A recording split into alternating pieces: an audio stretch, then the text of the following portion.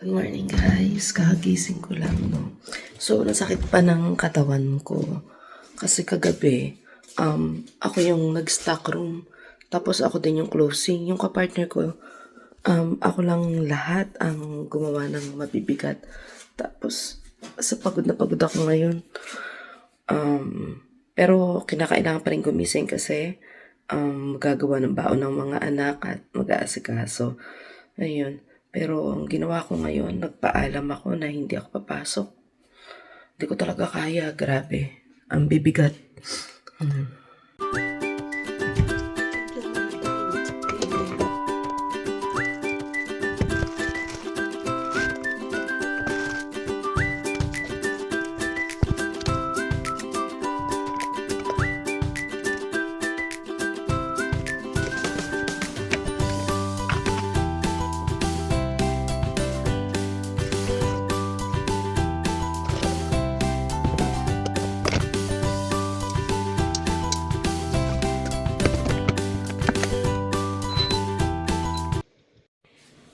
So, ayan guys, timpla muna tayo ng kape. Tapos magpe-prepare ako ng sandwich.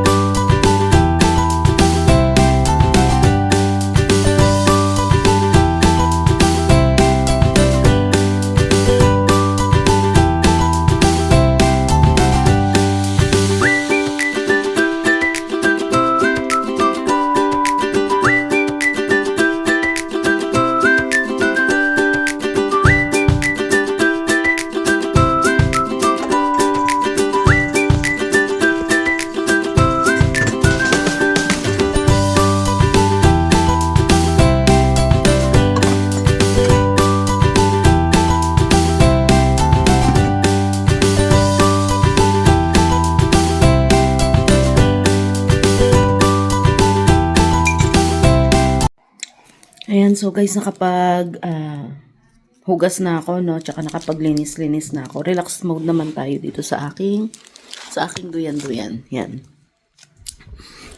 Against the light, maliwanag sa labas. So, ayun na nga, no? Gusto ko naman talagang pagtiyagaan yung trabaho. Pinipilit ko talaga siya kasi ayoko naman, na nakatunga nga lang din ako sa bahay. Pero, feeling ko hindi balance kasi yung yung nangyayari dun sa trabaho ko. Hindi ko lang alam pero parang feeling ko sa ibang branch hindi ganun yung kalakaran. Hindi ko sure. Hindi ko masabi. Yun, mahirap. Ang isang struggle lang din kasi pag iba-iba kayong lahi, ang hirap mag-usap, hindi masyadong magkaintindihan, no? Yun. So, gusto ko talaga siyang pagtiyagaan, pero sumusuko yung katawan ko. Last time, nahirapan ako huminga. So, nung nagpa-check up kami dun sa family doctor na nakuha namin, niresetahan niya na ako ng puff. Kasi sa tuwing sobrang napapagod ako, hinihingal ako, ang tendency, umuubo ako ng umuubo. Tapos, yung body pain and back pain ko, sobra, parang hindi siya kinakaya ng 2 days. Kasi syempre, 2 days na pahinga.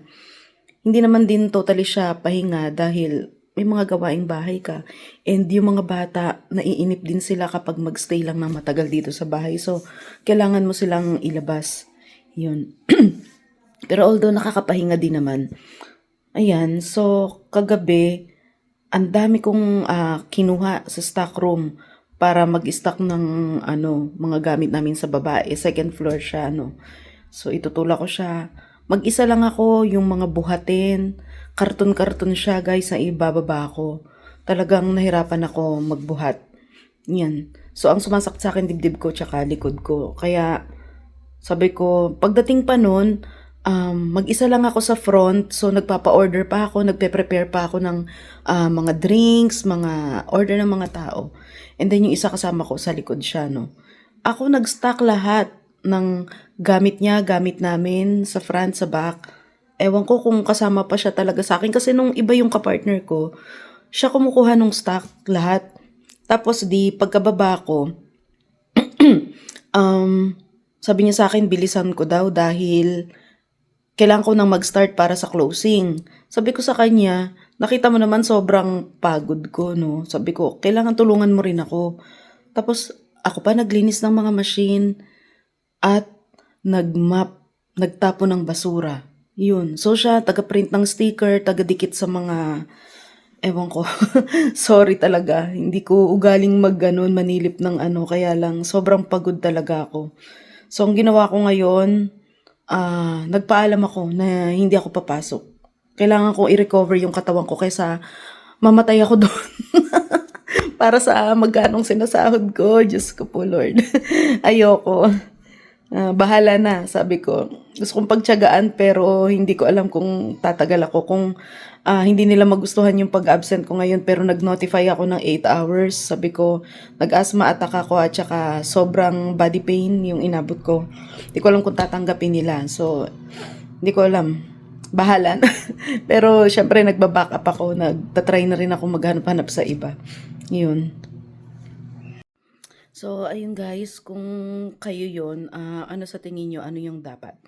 Ano yung gagawin nyo? Kasi nag-iisip ako kung itutuloy ko. Kasi syempre pinapahalagahan ko lahat ng dumarating na trabaho sa akin. Feeling ko blessing yan.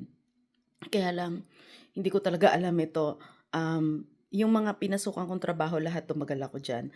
Dito lang talaga ako parang napapasoko. Pero, alam mo naman, yung brand na yan, yung branch na yan, hilig ko yan. Kape, donuts, mga paborito ko yan. Kaya gustong gusto ko talaga sana yung work ko dyan. Kaya lang, hindi kaya. Ewan ko, kayo guys, tutuloy nyo or try to look for another one. Thank you.